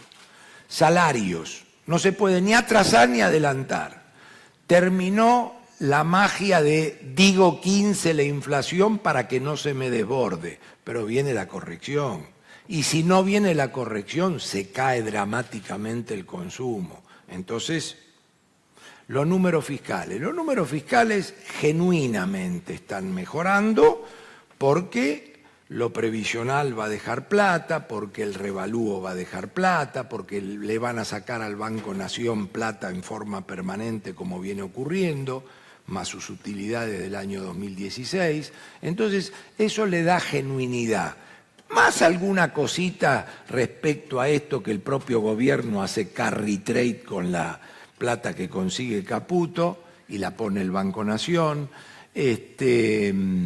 más algún toquecito del PBI, más un poquito de deuda flotante. Los números fiscales se van a cumplir. No obstante eso, hay que conseguir los 30.000. Entonces, tiene imponderable. Este tiene la sequía. El otro tiene el mundo, porque le han dicho al ministro de Finanzas, no estamos en un problema de deuda PBI, estamos en un problema de flujo en la Argentina. Si bien deuda sobre PBI no es alto, aflojá un poco, porque cada vez que decimos quién necesita plata, aparece vos con 30. Y ya van 2016, 2017 y además están las provincias, además están las corporativas, además está la PPP, entonces aflojale un poco y anda al mercado interno. Por lo tanto, el plan Perdurar tiene chances, que sigue generando desilusión en alguno, pero la posibilidad de reelección en otro, y nunca va a ser aceptado como tal, pero es eso, es la macroeconomía modesta pero cumplidora, que no aparezca ningún rival de fuste enfrente y conseguir los 30. Entonces, todo lo que podamos discutir hoy, a mi juicio, yo creo que se discute dentro del parámetro que da el plan Perdurar. Último tema, para darle lugar a Willy. Se me confunde un deseo con un pronóstico o con una advertencia, y consejos son palabras que no me gustan, pero el plan Perdurar debiera sentar las bases del próximo programa de Macri de estabilización, que es un poco más que eso, ¿no? Porque, digamos, podemos hacer un raconto de lo que son las cuestiones propias, no la herencia de Cristina, que todos los días descubrimos que fue dramática y no dijimos lo que fue. Pero el plan Perdurar no debe incubar un problema a autoheredar el 10 de diciembre del 2019. No se puede permitir ese lujo. No digo que sea la previa de Herman a caballo, ni la previa de Greenspoon al Austral. Pero la misión del plan Perdurar es, vos que estás en la gestión electoral, cumplimos con el objetivo de la reelección. Y vos que, tendría que buscarlo en el gobierno quién es porque no hay, vos que estás en la gestión para que esto sea el Macri que todos pensamos, andá pensando qué es lo que viene atrás de esto. Y ahí cumpliríamos 4 años de transición del desastre heredado y el plan de estabilización. Willy, ¿cómo ves este Macri que tiene claridad en el rumbo, pero que le cuesta el tránsito, ¿no? Digamos, se encuentra embotellamiento cada 2x3 porque hay políticas que él define como estratégicas, pero que de repente a veces no son transmitidas como esenciales para el gobierno. Hoy nos encontramos con la discusión sobre las tarifas, sobre el dólar, la inflación. ¿Cómo ves este tránsito, este final de este periodo de transición, como dice Carlos? Bueno, yo personalmente coincido en alguna medida en que las chances del presidente de lograr una reelección en el 2019 son altas. Primero, por la división del peronismo y segundo, por lo que Carlos llama el plan Perdurar, que también en algún caso se puede llamar el puedismo, digamos, se hace lo que se puede dentro de un marco de un elenco de gobierno que entiende los problemas, que de pronto no encuentra la forma de resolver el drama del déficit fiscal, pero entiende que es un problema y que en todo caso no hay que seguir agravándolo.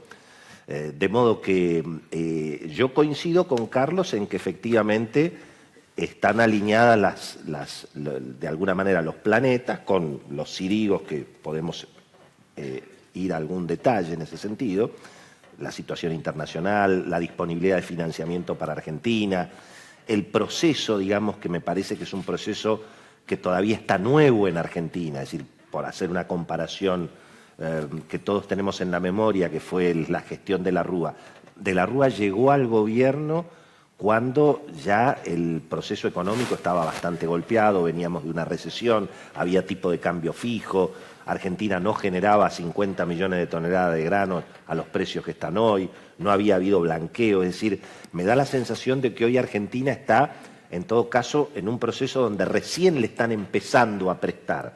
Por eso yo, la diferencia que tengo con Carlos, que la hemos hablado mucho, incluso antes del 2015 y del 2016, es que yo creo que los presidentes en general, tal vez como todos, y acá tenemos una víctima de esa historia, los presidentes suelen elegir los médicos que le dicen, y bueno, un cigarrillito te podés fumar, 2 cigarrillos, como somos todos, digamos, ¿no?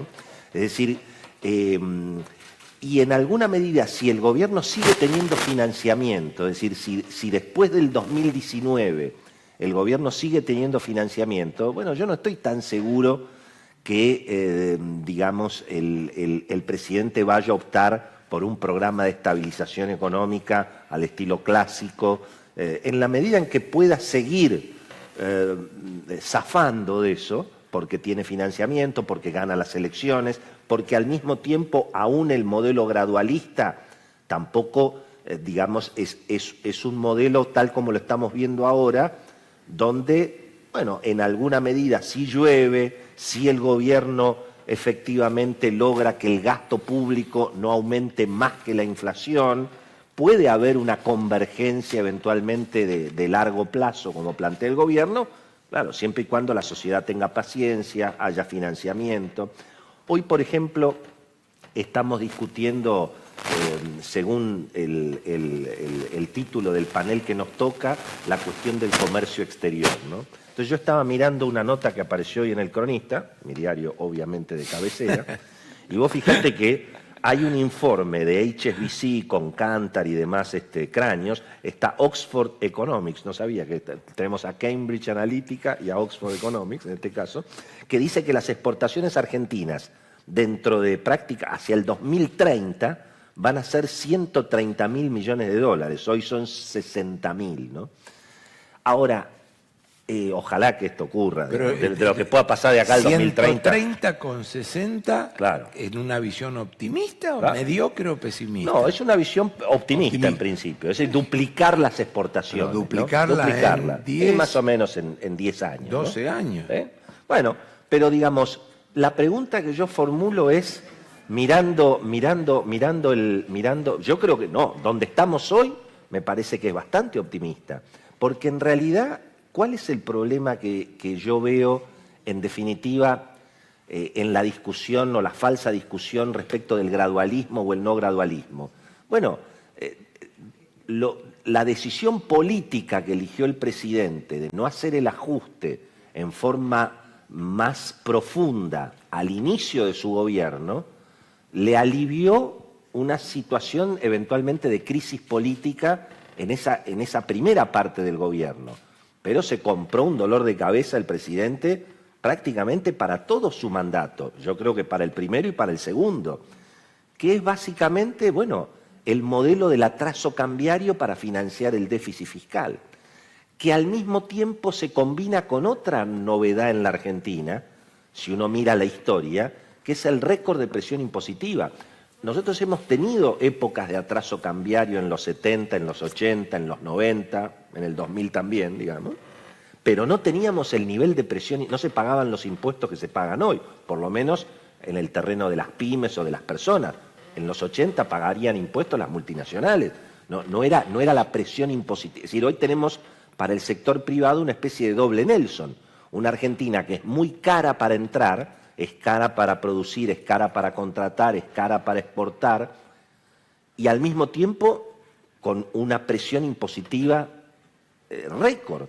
Entonces, ahí es donde a mí me está faltando un poco de optimismo para mirar esta situación en términos de comercio exterior, porque yo creo que en alguna medida lo que no le contaron al presidente Macri cuando le vendieron el gradualismo es, bueno, la cuenta que eso te hace pagar al final. Y esa cuenta es que Argentina, desde mi punto de vista, no sé cómo va a poder salir del atraso cambiario y cómo va a poder salir también de otro elemento muy complicado, bueno, que es la falta de la competitividad general.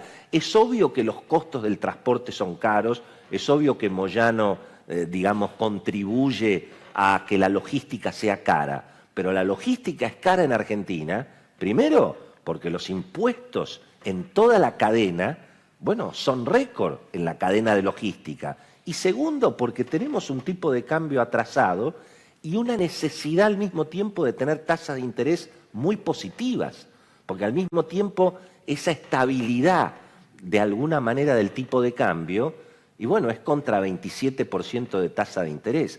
Cuando nosotros hemos visto en la Argentina periodos de ingreso de capitales, vayamos a lo que pasó con Alfonsín después del Plan Austral, con Menem después de la convertibilidad, con Kirchner después de la estabilización, digamos, de Dual de Kirchner en el 2002.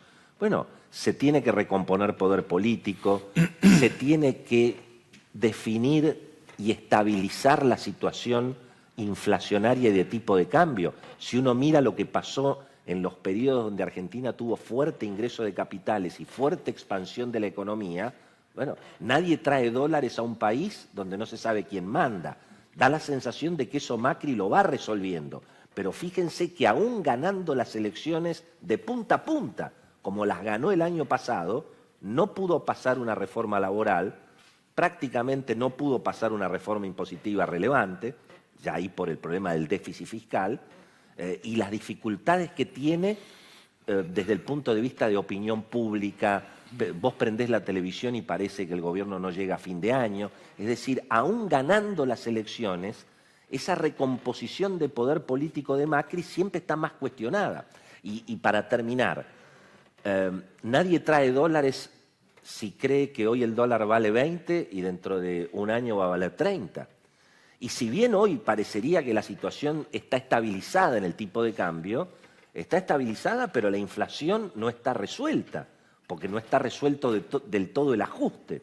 Entonces, al mismo tiempo, esa situación del tipo de cambio, bueno, hoy te encontrás con que tenés que pagar una super tasa de interés para que esa estabilidad esté de alguna manera garantizada. Con lo cual, digamos, el combo necesario para que se produzca el ingreso de capitales, la recuperación económica, el círculo virtuoso, está resuelto en parte. En otra parte no está resuelto. Y donde menos resuelto está, que es donde yo creo que va a tener finalmente el gobierno eventualmente el problema en el segundo mandato, como ha pasado con todos los gobiernos democráticos de la Argentina, incluyendo el de Alfonsín, porque a Alfonsín se le complicó la economía en el año 4, en el año 5. Acuérdense que era 6 años de gobierno. Entonces, en alguna medida, lo que yo creo que se va a complicar acá es, en definitiva, la competitividad. Es decir, cómo Argentina, quién va a ganar plata, cómo va a hacer negocio un país que necesita atraso cambiario y tasa de interés fuertemente positiva, ¿no? Toda la vida te quejaste de mí de que no paro. Bueno, y me trajiste este turro que me... Es el problema de la radio, ¿viste? La radio uno cree que no tiene límite. Siempre te quejaste y ahora trajiste uno peor. Vos decías, Carlos, que el gobierno tiene como desafío que no puede ni dejar atrasar ni adelantar el tipo de cambio, ni dejar ni atrasar los salarios. Y mi pregunta es, hoy estamos viendo que tiene una especie de sobrecumplimiento, entre comillas, de su objetivo fiscal y un exceso de cumplimiento de materia de inflación. Bueno, ¿vos creés porque hay que mirar bien los números. Estás haciendo una pregunta que es muy profunda, hay que mirar bien. La pregunta es, ¿vos creés que podría haber achicado su margen fiscal y bajar menos los subsidios? Sí, te estoy entendiendo, Pero es una pregunta mucho más profunda, porque, a ver, ¿cómo decirlo? Es subproducto de la no existencia de política macroeconómica. Porque vos fijate que es confundidor también el presidente del Banco Central cuando dice que uno de los cañones por el cual de los 4 va a bajar la inflación es que él no solo ya emite menos, se ciñe a la carta orgánica, sino que va a emitir menos. Y eso es una falacia, porque cuando el ministro de Finanzas trae dólares del exterior y eso hay que emitirlo contrapesos, aunque pongas LEVAC, y simultáneamente crecen los depósitos porque le compran los dólares a Caputo, lo depositan en el Banco Nación, le hace el carry el ministro, el Nación presta contra eso, etcétera, etcétera. Con el señor por radio el otro día decíamos, aunque a priori aparece el presidente del Banco Central actualmente como haciendo un corte contra quienes lo precedieron, luego los agregados monetarios crecen al 30 y al 50%. Entonces, decididamente, pero no como crítica, como evaluación de esa confusión, no tuya, sino casi general, es esta cuestión de creer que estamos en un plan antiinflacionario, donde todavía no llegamos a estar ni siquiera en un plan desinflacionario, por lo que terminan de dar los números. Pero yo diría, en una mezcla de tu pregunta y de lo de Willy, ¿cómo va a ser la cabalgata de los 8 años si uno la piensa? Primero, voy a reiterar hasta el cansancio. Lo he dicho desde que volví a los medios muchísimas veces y veo que voy a tener que seguir diciéndolo. Acá hay un punto de partida que puede ser 70 años de Argentina o los 12 del kirchnerismo, que fueron un desastre, pero que hay que ponerlo, como hice yo en lo de Fantino, para que la gente diga, mirá, eso se sabía. Entonces les quiero reiterar una vez más a todos ustedes y a todos los que estén levantando esto. Nunca existió en Fundación Pensar, ni en la gente que acompañábamos al presidente, más paralelo, menos paralelo, en el gobierno, no en el gobierno, la factibilidad entre shock y gradualismo. A. B.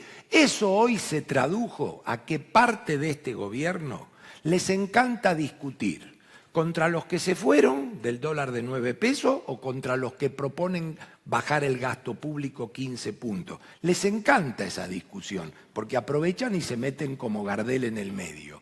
Y no existe esa discusión. El debate que hay que dar de los 8 años es decir, todos estamos circulando por la 9 de julio. No me corras con los que quieren bajar 15 de golpe que no se puede, ni quieras volver a la historia que te sirve para la estrategia electoral. Primera cuestión. Quiere decir que shock versus gradualismo no existió nunca. Lo que tampoco existía era inacción, que fue lo que vino. Y asimetría entre, recordad una vez más, los 4 platos de ravioles y la Slim Fit, que no corrigió el 28 de diciembre, porque te fuiste a 2 talles más de camisa, que antes de irnos al negocio, te miro y te sigue quedando cote, chica todavía la camisa, que es el 15, murió antes de nacer. Entonces, eso es una cosa. Segunda cosa, compro lo que dice Willy con esa picardía que lo caracteriza, y un cigarrillito, y déjame un café que no sea descafeinado, y una copita de vino, así hago la dieta mediterránea, compro, desde ya. Pero 4 atados de faso por día, 2 litros, ya eso es otra cosa, porque los precios ya están a 16 y lluvia de dólares no es un cigarrillito. Así no terminó el 2019, pero te digo de primer mandato, esto va a terminar dando la mitad del crecimiento que le proyectaron al presidente y el doble de la inflación que le proyectaron al presidente. Dentro de un año nos vemos. Pero mucho no le puedo ahorrar porque ya 2 años y medio están adentro, casi 3. Así que vos anotá lo siguiente. Una cosa es un cigarrillito y un cafecito a la noche. Otra es, pronostiqué 12 de crecimiento y me da la mitad cuando haces los 4 años. Y pronostiqué 60 de inflación y da 140 o 65.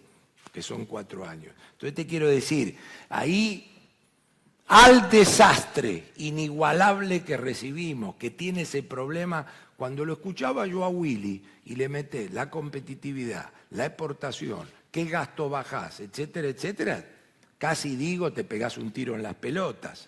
Pero no. Entonces, tengamos cuidado con esa cuestión de poner toda la carne al asador todo junto el mismo día, porque digamos, Está el tema de la inacción. Este tema de la inacción empalmó con el plan perdurar, etcétera, etcétera. Pero hay cosas que ineludiblemente vienen. Y quiero destacar dos. Primero, con mi socio Rodolfo Santangelo dijimos 45 veces desde el año 2008 que 5 millones de jubilados que no pagaron nunca, o 5 millones de pretendientes a jubilados que no pagaron nunca, y una fórmula jubilatoria explosiva era incontinuable. Para que ustedes tengan una idea, este gobierno recibió a la previsión social entre aportes y gasto con 4 puntos de déficit fiscal, que cuando uno mira la previsión social da 0 porque el Tesoro lo asiste con otros ingresos.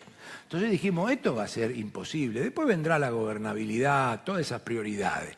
Ahora, cuando el presidente anuncia el cambio de la fórmula, no tenía mayoría en el Congreso. Y yo no vi al pueblo en la calle, en Plaza de Mayo. Como no lo veo todavía con las tarifas. Entonces, ¿qué tuvo que hacer el presidente? Ponerse al frente y decir un mínimo de esto frente al cigarrillito o la inacción o los 4 atados. Y vino. Hoy está viniendo otra cosa. Que hoy, yo lo miraba antes de ayer, hoy. Es un crack el presidente. ¿Sabe por qué? Porque ayer entró en la reunión de gabinete y dijo, vamos para adelante con esto.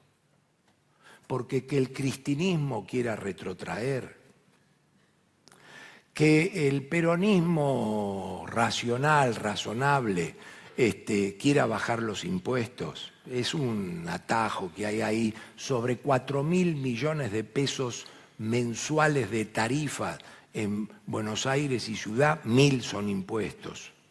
Está bien. Pero que los propios, y hasta que ayer el presidente no sale y dice, nuestros youtubers, algunos de ellos en el gabinete, están esperando que hable el presidente que puso las pelotas arriba de la mesa. ¿Dónde estamos? No se puede decir que resulta que lo de Cristina es retrotraer y los que presentan algunos nuestros revisar si las empresas están haciendo las cosas bien. ¿Qué soy, de Boca y simpatizante de River al mismo tiempo? ¿Cómo es esta cuestión? Entonces, acá se tomó una decisión y que todavía viene, siguiente tema que no deben hacerle decir más al presidente. No terminaron los aumentos de tarifa para no seguir subsidiando. Hoy día, y con los aumentos por venir, todavía tiene subsidio la electricidad, generación en todo el país, porque distribución y transporte es otra cosa. Todavía tiene subsidio el gas, que el que viene de afuera viene a un precio que es superior que el de acá. Y todavía tiene recontra subsidio el colectivo, donde el colectivo hay una hipótesis de mínima, que los cordobeses, no los latinoamericanos, pagan más que los capitalinos. Entonces quiero decir, el presidente está en el momento que tiene que estar, con un momento de cuestiones mínimas, donde el resto tiene que acompañar, no podemos estar esperando que, y eso que yo lo digo desde un espíritu crítico respecto a lo que se podía, a lo que no se podía, despejando la maleza. Nunca nadie le propuso a este presidente shock, nunca. Nunca entramos en una comparación contra los que pretenden bajar 15 puntos el gasto público, sabiendo que, aclaro, entre el año 2007 y el año 2011, en un sector público que tenía 2.300.000 personas, le incorporaron 1. Pregunta a la racionalidad. ¿Le faltaba 1 millón de personas al sector público de Argentina para decir, che, en 4 años recompongamos porque no se puede? Y nadie le dijo echa 1 millón a este presidente. Pero la sociedad argentina, así como ve la fórmula previsional y está viendo lo que tiene con tarifas, hay que decirles lo siguiente. Entre el 2007 y el 2011 teníamos 2.300.000. Se le incorporó 1 millón. Pregunta, ¿faltaba 1 millón? Están todos adentro ahora y nadie dijo echar 1 millón.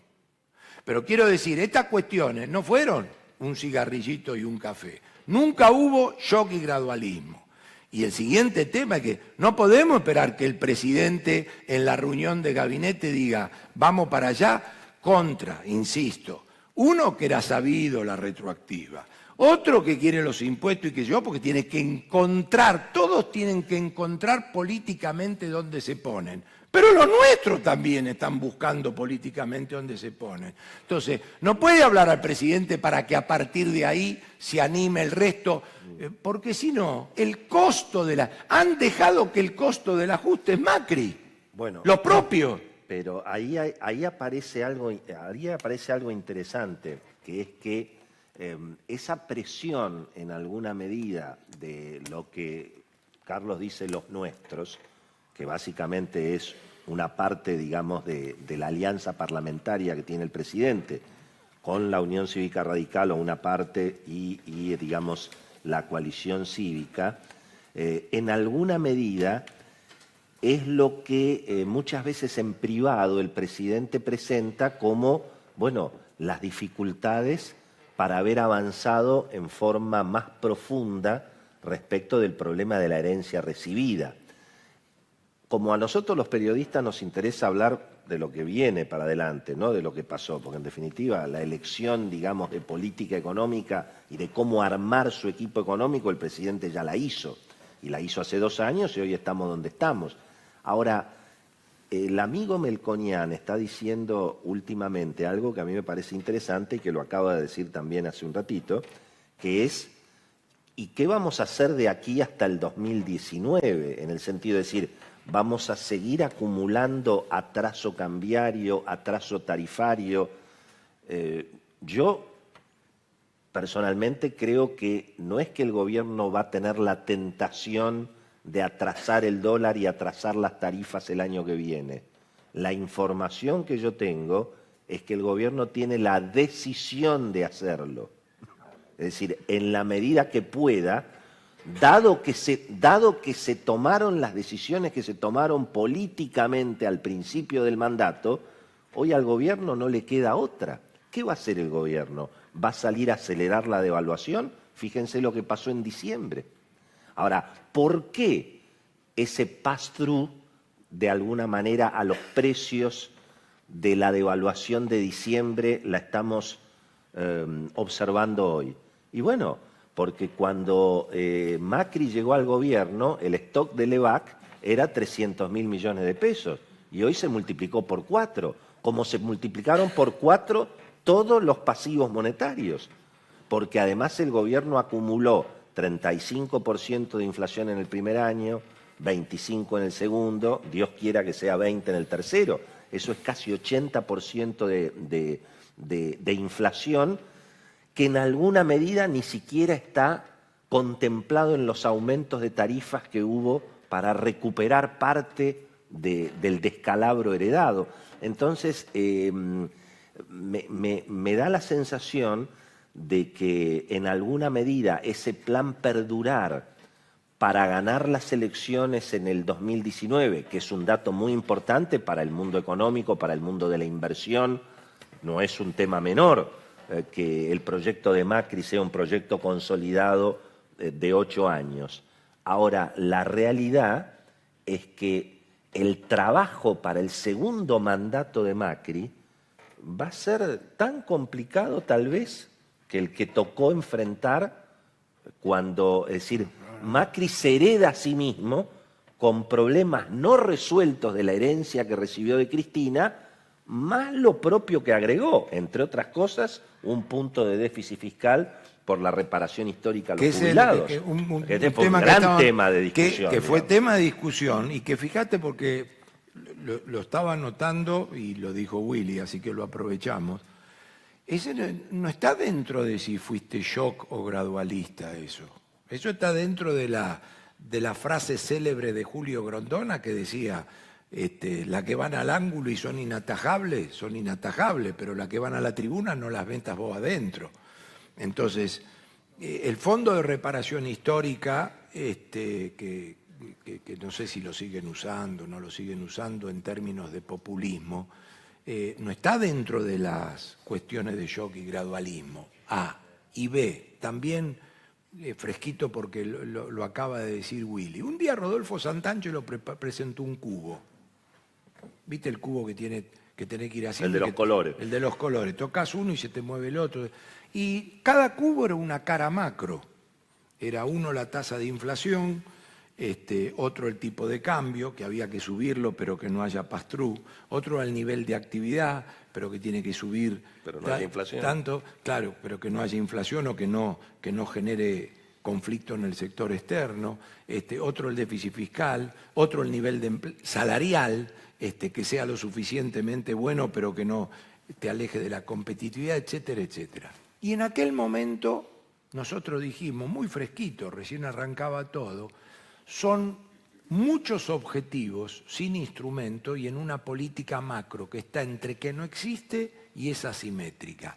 ¿No vendrá el momento, en algún momento, voluntaria o involuntariamente, de que mientras practicas las 6 caras, alguna la entregues? ¿Voluntaria o involuntariamente? Y bueno, cuando escuchaba al amigo decir, quiero el tipo de cambio, pero hemos visto lo que pasó con el pass-through, que todavía existe. Y en una de esas tenés que decidir por uno de los dos, no por los dos. Bueno, de hecho lo estás decidiendo. Es decir, en el fondo, a mí me parece que dado que el gobierno no pudo hacer el ajuste fiscal y al mismo tiempo no pudo tampoco bajar los impuestos y no pudo bajar los costos, y bueno, devaluemos un poquito. Eso fue. Sí, pero ahora al revés, porque va y venía. Ahora es mantengámoslo ahí, vendamos, porque y entonces será ninguna de las dos caras, porque ahí entregan las dos. Y ahí entregan las dos. Bueno, está bien, pero sería peor la situación, dada lo que no pudiste hacer. Sería peor que hoy el dólar estuviera en 17. ¿Sabe cuál es el tema, Willy, ahí? Cuando lo razono un poco más profundamente y cuando veo que este era un modelo que le presentaron equivocadamente al presidente con el doble de crecimiento proyectado y la mitad de la inflación proyectada, es que la inflación es casi un aliado. Claro. Se está transformando en un aliado de la macroeconomía. Entonces ahí yo no sé de cuánto vale el esfuerzo por perforar la inflación. Primero porque es aliado. Segundo porque no tenés un programa macroeconómico que lleve a perforarlo. Y tercero, que cuando lo tenés como aliado y no tenés programa macroeconómico, si te emperrás a la Banco Central en querer usar el Lean Fit, lo vas a pagar en nivel de actividad. Y lo mismo pasa para el tipo de cambio. O vas a tener que definir si querés que el tipo de cambio te ayude a mejorar la tasa de inflación o decir, mirá, me olvido de esto, pero prefiero que no se me atrase el tipo de cambio. Y vas a tener que evaluar. Porque ¿qué significa que estoy atrasando el tipo de cambio para que no se me escape la inflación? Un comentario de coyuntura. Porque para que no se me escape, ¿qué?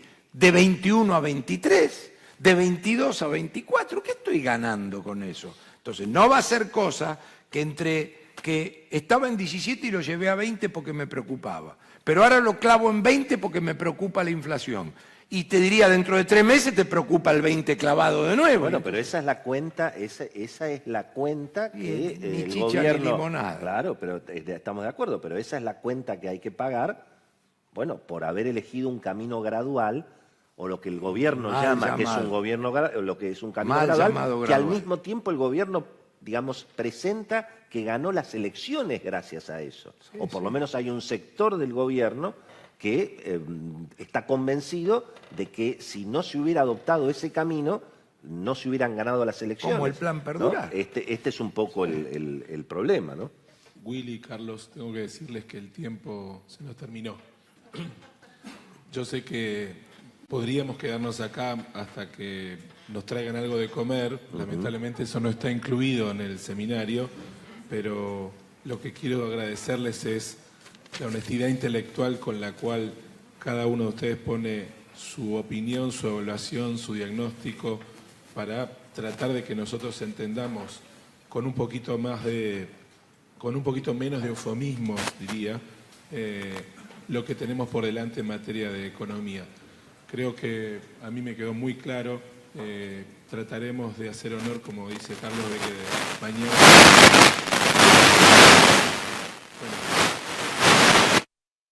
Puede que tenga alguna grieta, no sabemos, al lado. Les agradezco una vez más a ustedes por habernos acompañado y a todos por haber venido esta mañana al seminario. Gracias.